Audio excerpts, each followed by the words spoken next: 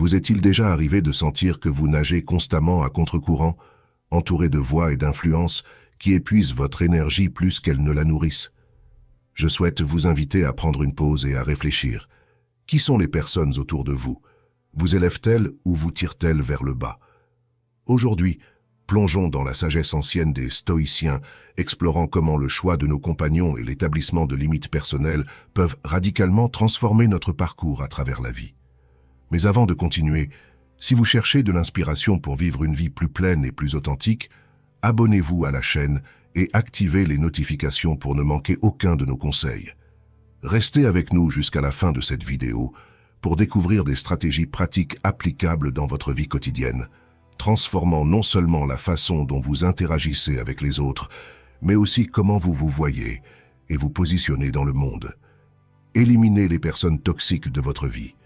Vous êtes-vous déjà arrêté pour réfléchir à l'influence que les personnes autour de nous ont sur nos vies? Il semble que nous soyons constamment au milieu d'un flot de bruits et de pression, où chaque petit acte que nous faisons est étroitement analysé. Mais il y a un secret qui peut tout changer. Qui nous choisissons d'avoir près de nous? Il y a des gens qui sont comme une rivière calme, nous aidant à avancer doucement, nous encourageant à être meilleurs. Mais il y en a aussi d'autres qui sont comme une tempête, apportant des problèmes et de la confusion, et nous finissons par nous perdre en chemin. Les stoïciens, ces gars de l'Antiquité qui étaient maîtres dans l'art de bien vivre, parlaient beaucoup de cela. Ils disaient que nous devons avoir le contrôle de soi et trouver notre paix, peu importe le chaos extérieur. Ils nous font réfléchir. Les relations que nous entretenons nous aident-elles à grandir ou nous tirent-elles vers le bas? Se détacher de quelqu'un qui n'apporte que de la négativité n'est pas un signe de faiblesse, mais de force. C'est choisir d'avoir autour de nous ceux qui en valent vraiment la peine. C'est comme prendre soin d'un jardin. De temps en temps, nous devons arracher quelques mauvaises herbes pour que tout soit vraiment beau. Bien sûr, cela n'est pas facile. Nous devons être honnêtes avec nous-mêmes et réfléchir à ce qui est réellement important. Mais imaginez juste à quel point il doit être léger de se promener entouré uniquement de personnes qui vous soutiennent, dans un environnement où vous pouvez respirer facilement, loin des mauvais jugements et des vibrations négatives. Alors, que diriez-vous de réfléchir un peu à cela? Les voix que vous entendez dans votre vie, vous élèvent-elles ou vous tirent-elles vers le bas? Se débarrasser des amitiés toxiques, ce n'est pas seulement prendre soin de soi, c'est aussi découvrir sa propre force et apprendre à naviguer dans la vie de manière plus calme et plus significative. Rappelez-vous, les personnes que nous choisissons d'avoir près de nous sont des pièces fondamentales dans nos vies. Alors, choisissons plus soigneusement. C'est le moment de regarder autour de vous, de réfléchir attentivement et de faire les changements nécessaires. Parce qu'en fin de compte, la qualité de nos vies est définie par la compagnie que nous gardons. Alors êtes-vous prêts pour ce choix? Établir des limites personnelles. Le temps est une monnaie de plus en plus précieuse, et notre énergie, une ressource finie. Établir des limites apparaît non seulement comme une stratégie de survie, mais aussi comme un pilier fondamental pour une vie épanouissante et authentique. Mais qu'est-ce que cela signifie réellement d'établir des limites personnelles? Et plus important encore, comment cela nous aide-t-il à naviguer dans les complexités de la vie moderne? Pensez aux limites comme aux frontières sur une carte, délimitant le territoire qui vous appartient exclusivement. Votre temps, votre énergie, vos émotions. Ces limites sont les lignes invisibles qui nous aident à définir jusqu'où nous sommes prêts à aller, ce que nous sommes prêts à accepter et où nous devons dire non. Elles sont, dans leur essence, une déclaration de respect de soi et une reconnaissance de notre propre valeur. Sans ces limites claires, nous devenons vulnérables au burn-out, une condition de plus en plus courante dans une société qui glorifie souvent l'idée d'être constamment occupé. Lorsque nous ne pouvons pas distinguer entre les demandes des autres et nos propres besoins, nous perdons non seulement le contrôle de nos vies, mais aussi une partie cruciale de notre identité. Établir des limites est donc un acte de équilibre, une danse délicate entre donner et recevoir.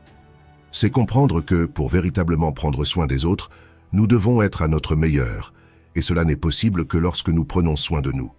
C'est l'art de dire non quand c'est nécessaire, non par égoïsme, mais parce que nous reconnaissons qu'en préservant notre bien-être, nous cultivons en réalité un terrain plus fertile pour toutes nos relations. Mais comment établir ces limites? Cela commence par la conscience de soi, comprendre ce que vous valorisez réellement, ce qui draine votre énergie et ce qui la nourrit. C'est un processus continu d'écoute active de vos propres besoins et d'apprendre à les communiquer clairement et avec assurance. Imaginez un instant le sentiment de liberté lors de l'établissement de ces limites, d'avoir le pouvoir de choisir comment, avec qui et dans quoi vous investissez votre temps et votre énergie. Envisagez la tranquillité d'esprit qui vient avec la certitude de vivre une vie alignée sur vos valeurs les plus profondes. Maintenant, je vous invite à réfléchir. Quelles limites devez-vous établir dans votre vie pour protéger votre temps, votre énergie et votre santé mentale?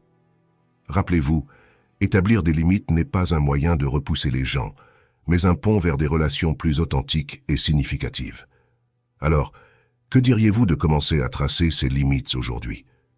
Parce qu'en fin de compte, la qualité de votre vie n'est pas mesurée par le nombre de tâches que vous accomplissez, mais par la qualité des expériences que vous choisissez de vivre. Êtes-vous prêt à prendre les rênes et à définir les limites qui guideront votre voyage? Ne pas trop aimer. Vous savez, quand nous parlons d'amour, ce sentiment que tout le monde veut ressentir et expérimenter. Eh bien, l'amour est une chose très belle, mais il y a une manière spéciale de le vivre qui fait toute la différence. Les stoïciens, un groupe de penseurs de l'Antiquité, avaient des idées vraiment intéressantes à ce sujet. Ils disaient que nous pouvons beaucoup aimer, oui, mais d'une manière qui laisse tout le monde libre, sans étouffer ni retenir quelqu'un en arrière. Penser à l'amour de cette façon, c'est comme laisser un oiseau voler. Si nous le tenons trop serré, il ne peut pas être lui-même. Il ne peut pas voler. Mais si nous en prenons soin avec tendresse et le laissons libre, il est heureux, et nous le sommes aussi. Le véritable amour, celui dont parlaient les stoïciens, est celui qui donne des ailes, qui permet à la personne d'être qui elle est, sans contrainte. Aimer avec liberté ne signifie pas que nous aimons moins, c'est tout le contraire. C'est aimer de manière plus intelligente, choisir d'être ensemble parce que nous le voulons, non parce que nous en avons besoin. C'est comprendre que chacun de nous est déjà complet par lui-même, mais que nous choisissons de partager cette complétude avec quelqu'un d'autre, sans dépendance. Ce type d'amour accepte que les choses changent, que tout ne dure pas éternellement. Mais au lieu d'être triste à ce sujet, nous apprenons à chérir chaque instant, sachant que chaque moment passé ensemble est un cadeau. Et même si les choses changent un jour, l'amour qui a été vécu laisse une bonne marque, une petite lumière qui ne s'éteint jamais. Juste imaginez à quel point il est incroyable d'aimer comme ça, avec un cœur ouvert, mais sans perdre qui nous sommes. Les stoïciens voulaient que nous apprenions cela. Aimer beaucoup, mais d'une manière qui nous garde fermes et en paix à l'intérieur. Alors, que diriez-vous d'essayer de vivre l'amour de cette manière? Choisir d'être avec quelqu'un non pour combler un vide, mais pour ajouter, pour rendre la vie de l'autre encore plus belle. C'est l'invitation d'aujourd'hui. Aimer d'une manière qui libère, qui fait du bien, qui nous fait nous sentir plus vivants et heureux. Alors, essayons d'exprimer ces sentiments et opinions avec prudence. Dans un monde où chaque mot a le pouvoir de construire ou de détruire, d'unir ou de diviser, l'art d'exprimer ces sentiments et opinions avec prudence émerge comme un phare de sagesse. Imaginez un instant que nos mots sont comme les eaux d'une rivière. Ils coulent avec force et détermination, mais possèdent aussi la capacité de s'adapter, de naviguer autour des obstacles avec grâce et résilience. Dans ce contexte, la philosophie stoïcienne nous offre une carte, une boussole pour naviguer les eaux parfois tumultueuses de la communication humaine. Les stoïciens, avec leur sérénité proverbiale, nous enseignent que le contrôle sur nos pensées et réactions n'est pas seulement un acte de discipline de soi, mais aussi un cadeau de liberté.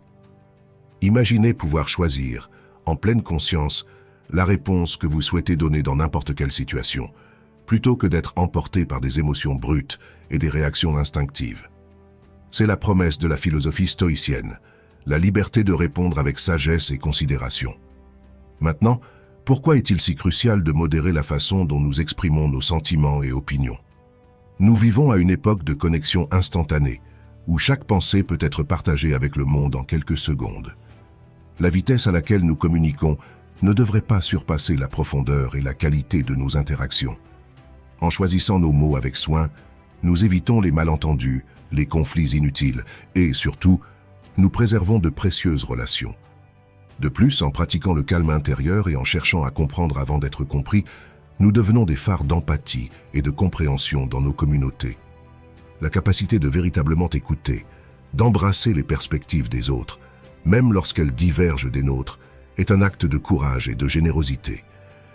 Et ici, mes amis, réside la véritable force. Prenons l'exemple d'une situation courante. Vous êtes en désaccord fort avec l'opinion d'un ami sur un sujet donné. L'approche stoïcienne ne nous empêche pas d'exprimer notre désaccord.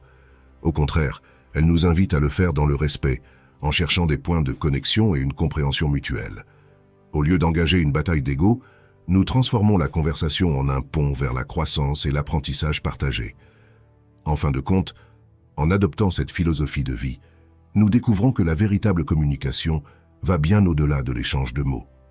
Elle est enracinée dans l'authenticité, la vulnérabilité et le courage de se montrer tel que nous sommes réellement, avec nos doutes, nos espoirs et nos rêves. Et en faisant cela, nous ne trouvons pas seulement notre propre voie, mais nous invitons également les autres à trouver la leur. Donc, puissions-nous choisir nos mots avec le même soin qu'un jardinier dédié à ses plantes. Soyons patients, compatissants et délibérés, que notre communication soit une source de lumière, pas d'ombre, et tandis que nous empruntons ce chemin, puissions-nous découvrir non seulement l'art de parler, mais aussi l'art sublime de vivre. Si cette vidéo vous apporte de la valeur, n'hésitez pas à commenter « Merci, la sagesse stoïcienne me guide ». Parce que lorsque nous sommes reconnaissants, tout concourt à notre bien, notre prospérité et notre abondance. Alors allez-y et laissez ce commentaire et aimez pour que ce contenu puisse changer plus de vies. Continuons. Compassion sélective. La compassion est comme un rayon de lumière qui réchauffe et illumine, montrant que nous nous soucions les uns des autres. Mais même cette lumière doit être dirigée sagement pour ne pas se perdre dans l'immensité du ciel nocturne. L'idée de compassion sélective est comme utiliser une lampe de poche, au lieu d'allumer toutes les lumières de la maison.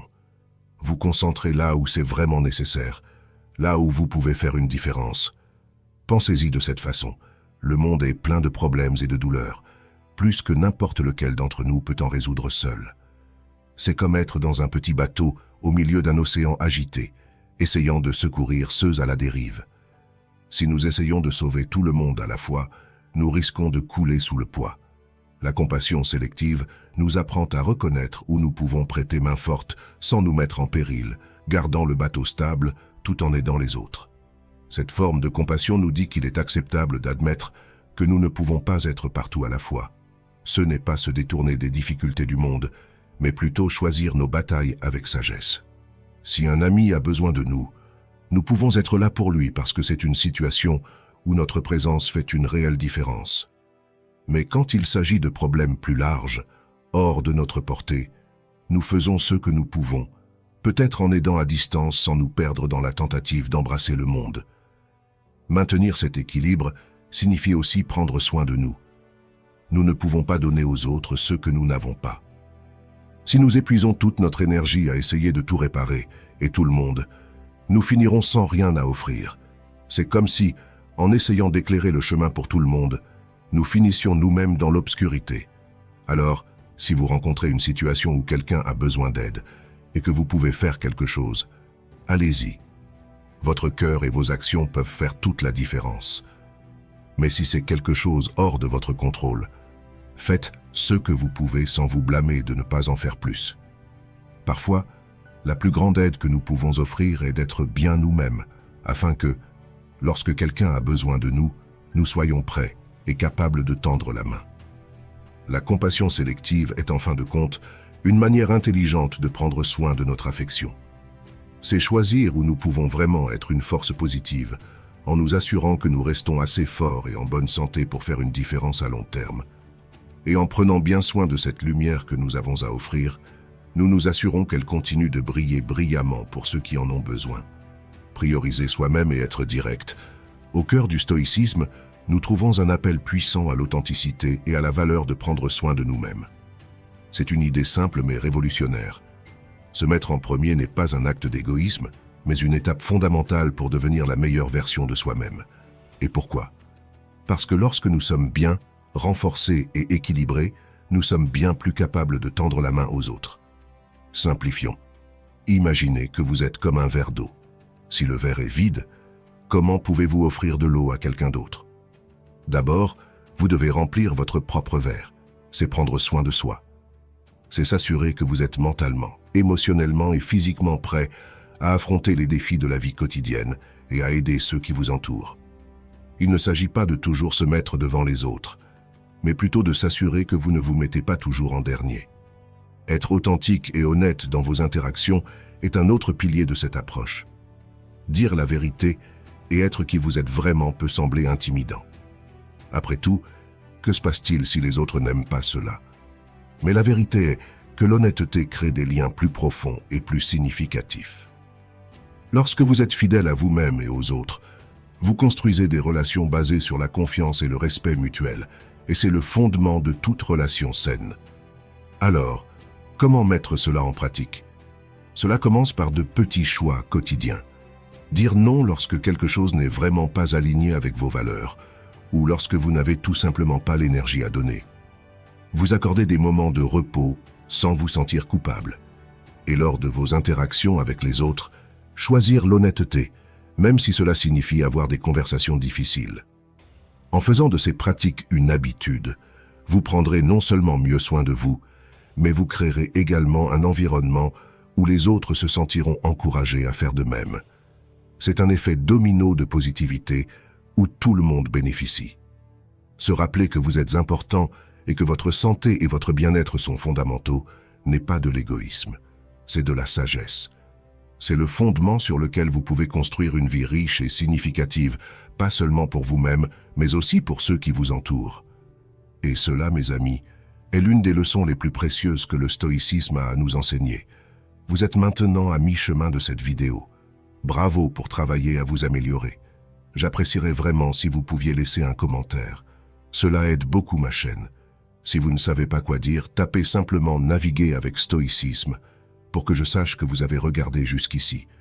Et n'oubliez pas de vous abonner pour plus de vidéos comme celle-ci. Revenons à la vidéo. Embrassez l'adversité et trouvez de la force dans les défis. Embrasser l'adversité et trouver de la force dans les défis est une idée puissante qui nous invite à voir la vie différemment. Nous savons que la vie n'est pas un lit de roses. Elle vient avec sa part d'orages et de montagnes à escalader. Cependant, c'est précisément en affrontant ces obstacles que nous trouvons nos plus grandes leçons et opportunités de croissance. Pensez-y, chaque défi qui se présente est comme un test unique pour notre force intérieure et notre capacité d'adaptation. Lorsqu'un problème se présente devant nous, nous avons deux choix, reculer et se sentir vaincu ou le confronter de front, l'utilisant comme un tremplin pour notre développement personnel. La philosophie stoïcienne, riche en sagesse ancienne, nous encourage à choisir cette dernière option. Imaginez, un instant, que chaque difficulté est une question que la vie nous pose. Que pouvez-vous apprendre de cela? En embrassant nos problèmes avec cet état d'esprit, nous transformons les obstacles en opportunités. Chaque adversité devient un moment d'apprentissage, chaque défi, une chance de démontrer notre résilience. Mais comment faire cela en pratique? Cela commence par l'acceptation. Accepter que la vie aura des défis est la première étape pour les surmonter. Cela ne signifie pas les aimer ou les souhaiter, mais plutôt reconnaître qu'ils font partie de notre parcours. Ensuite, nous cherchons les leçons. Chaque défi a quelque chose à nous enseigner, que ce soit sur nous-mêmes ou sur le monde qui nous entoure. De plus, embrasser l'adversité nous permet de renforcer notre contrôle émotionnel. Lorsque nous faisons face aux défis de front, nous apprenons à gérer nos émotions, ne laissant pas la peur ou la frustration nous dominer. Ce contrôle émotionnel est un outil puissant, non seulement pour surmonter les difficultés présentes, mais aussi pour nous préparer aux événements imprévus à venir. Enfin, prospérer face à l'adversité est une démonstration de force et de détermination. Chaque fois que nous surmontons un défi, nous construisons une version plus forte de nous-mêmes, mieux préparée à affronter tout ce qui peut venir sur notre chemin. C'est comme si chaque problème résolu ajoutait une pièce au puzzle de notre résilience, le rendant plus complet à chaque obstacle passé. En résumé, embrasser l'adversité et trouver de la force dans les défis est une manière puissante de vivre la vie. Cela transforme la peur en courage, l'incertitude en opportunité et la souffrance en force. C'est une invitation à regarder en nous-mêmes, à reconnaître notre capacité de résilience et à avancer avec confiance, sachant que finalement, nous sommes capables de faire face à tout ce que la vie nous lance. Vivre dans le présent avec plénitude, vivre dans le présent avec plénitude est un voyage transformateur vers le cœur de ceux qui comptent vraiment dans la vie. La philosophie stoïcienne, avec sa sagesse ancienne, illumine ce chemin, nous enseignant à ancrer nos expériences dans le moment présent. Après tout, la vie se déroule maintenant, où chaque respiration est un nouveau commencement et chaque moment est une opportunité d'être pleinement vécu.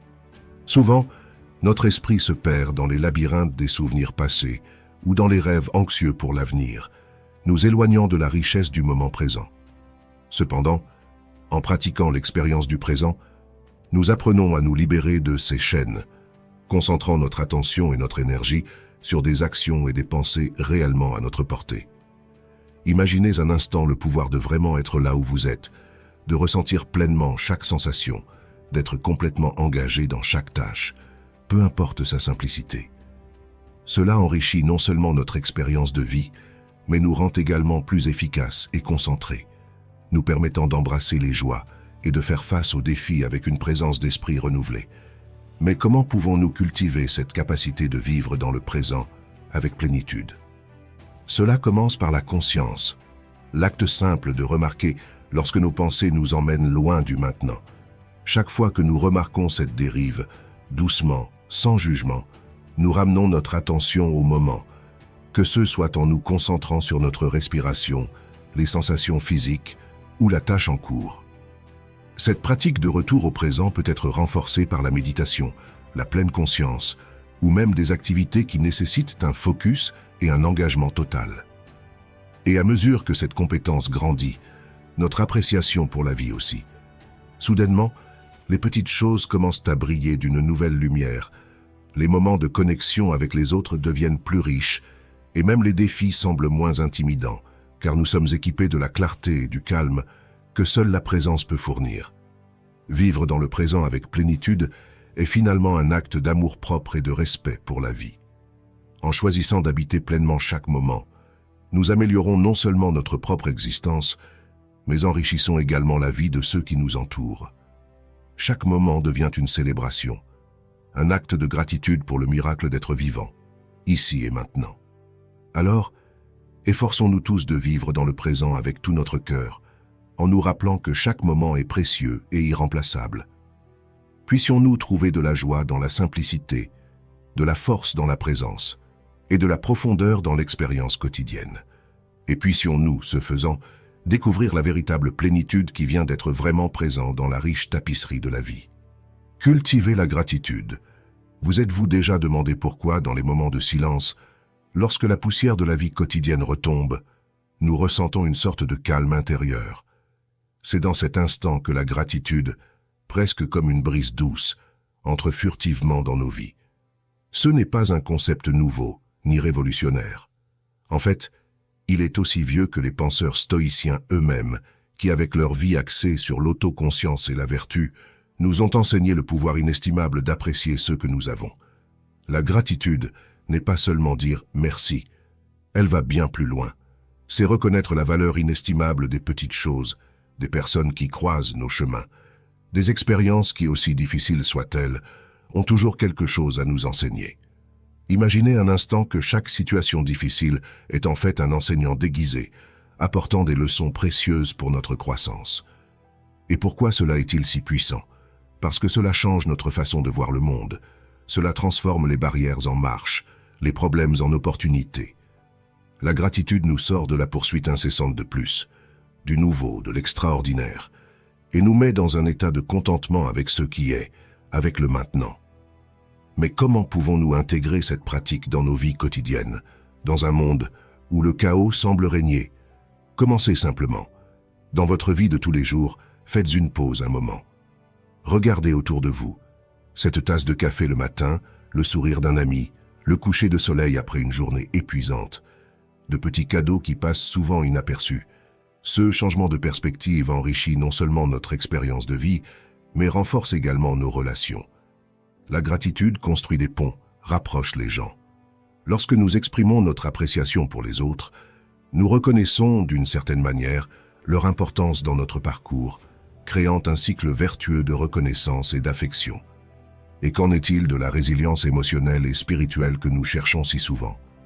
La gratitude est une fondation solide à cet égard. Elle nous apprend à être flexibles, à nous adapter. Elle montre que, dans le grand schéma des choses, nous faisons partie de quelque chose de plus grand, connectés les uns aux autres, au monde, à l'univers. Ce sentiment de connexion nous donne de la force, nous rend plus humains, plus complets. Ainsi, je vous invite à vous embarquer dans ce voyage de découverte, où chaque jour est une opportunité de cultiver la gratitude, pas comme une tâche, mais comme un cadeau que vous vous offrez. Chaque matin, en ouvrant les yeux, pensez à quelque chose pour lequel vous êtes reconnaissant. Cela peut être quelque chose de simple, de petit, mais reconnaissez-le. Et vous verrez peu à peu comment cet acte transformera votre vie, apportant plus de lumière, plus de paix et un immense sentiment d'être véritablement en vie. Rappelez-vous, la gratitude est un chemin, pas une destination. Et ce chemin est tissé jour après jour, moment après moment, souffle après souffle. Autosuffisance et indépendance. Connaissez-vous cette idée que nous devons nous débrouiller par nous-mêmes sans compter trop sur les autres pour être heureux? C'est un peu ce que les philosophes anciens appelés stoïciens entendaient par autosuffisance. Mais attention, il ne s'agit pas de s'isoler du monde ou de prétendre que nous n'avons besoin de personne. Il s'agit plutôt de trouver la joie et la paix en soi, sans rechercher constamment l'approbation ou l'aide des autres. Cela signifie que vous essayez de faire de votre mieux avec ce que vous avez, en vous efforçant d'être une personne juste, courageuse et équilibrée. Ces qualités sont comme des trésors que nous portons en nous et que personne ne peut nous enlever. Lorsque nous pouvons vivre ainsi, les choses extérieures, comme les opinions des gens ou les situations difficiles, ne nous affectent pas autant. Mais comment y parvenir? Eh bien, il n'y a pas de formule magique. C'est un chemin que nous construisons jour après jour, en essayant d'être un peu meilleurs, en affrontant les problèmes de front et en apprenant de nos erreurs, sans les laisser définir qui nous sommes. Sur ce chemin, vous réaliserez que vous n'avez pas besoin de tant de choses extérieures pour être heureux. Cela ne signifie pas que vous cesserez d'apprécier les gens ou les bonnes choses de la vie. Au contraire, vous apprécierez encore plus ces choses, mais d'une manière plus saine, sans cette dépendance. Être autosuffisant est un voyage de découverte, de liberté. C'est apprendre à profiter de la vie avec ce que vous avez, ici et maintenant, sans toujours vouloir plus ou attendre que quelque chose à l'extérieur change pour être heureux. C'est renforcer votre être intérieur pour mieux faire face aux défis extérieurs. Alors, souvenez-vous de ceci. Le vrai bonheur vient de l'intérieur. C'est construire son propre bonheur avec les choses simples de la vie quotidienne et rester fidèle à qui vous êtes vraiment. Que votre voyage soit rempli de ces moments de découverte et de joie, montrant qu'en fin de compte, nous avons une immense force en nous. Flexibilité et adaptabilité. Avez-vous déjà eu l'un de ces jours où rien ne semble aller dans le bon sens? L'alarme ne se déclenche pas, le café est épuisé, Internet plante juste avant cette réunion importante. Oui, la vie nous lance ces boules courbes, et c'est là qu'une idée vraiment cool des stoïciens entre en jeu. Un groupe de l'Antiquité qui avait des idées assez intéressantes sur la façon de naviguer dans la vie. Ils ont parlé de l'importance d'être flexible et de s'adapter aux rebondissements de la vie. Essentiellement, ce qu'ils voulaient dire, c'est que nous ne pouvons pas contrôler tout ce qui se passe autour de nous, mais nous pouvons décider comment nous allons réagir à ces choses. Soyons honnêtes, il y a beaucoup de choses hors de notre contrôle, n'est-ce pas? Mais la façon dont nous gérons ces situations, eh bien, cela dépend de nous. Être flexible et adaptable, c'est comme être du bambou qui se plie avec le vent mais ne se brise pas. Lorsque la vie nous lance un défi, nous apprenons à danser sur la musique au lieu de rester immobile, en nous plaignant que ce n'est pas la mélodie que nous voulions entendre. Cela ne nous aide pas seulement à traverser les moments difficiles plus calmement, mais cela nous fait aussi voir ces périodes rugueuses comme des opportunités de grandir et de devenir plus forts. Imaginez que chaque problème soit comme un entraînement surprise que la vie vous offre. Au début, cela peut être difficile, mais avec le temps, vous devenez plus préparé, plus intelligent. Et ce n'est pas tout. Être quelqu'un qui s'adapte facilement nous permet de voir les choses d'un point de vue positif, même lorsque tout semble aller de travers. Alors, La prochaine fois que quelque chose ne se passe pas comme prévu, essayez de canaliser votre stoïcien intérieur. Respirez profondément, voyez ce que vous pouvez faire avec ce que vous avez sous la main et continuez à avancer. Rappelez-vous, il ne s'agit pas de ce qui vous arrive, mais de la façon dont vous réagissez à ce qui vous arrive. Cela pourrait ne pas changer la situation tout de suite, mais cela vous fera sûrement vous sentir un peu mieux. Et qui sait, cela pourrait même vous mener à une solution à laquelle vous n'aviez pas pensé auparavant. Être flexible et adaptable est de nos jours un super pouvoir. Alors, pratiquons cette idée et devenons le genre de personne qui fait face aux rebondissements de la vie de front, prêt pour tout ce qui vient notre chemin.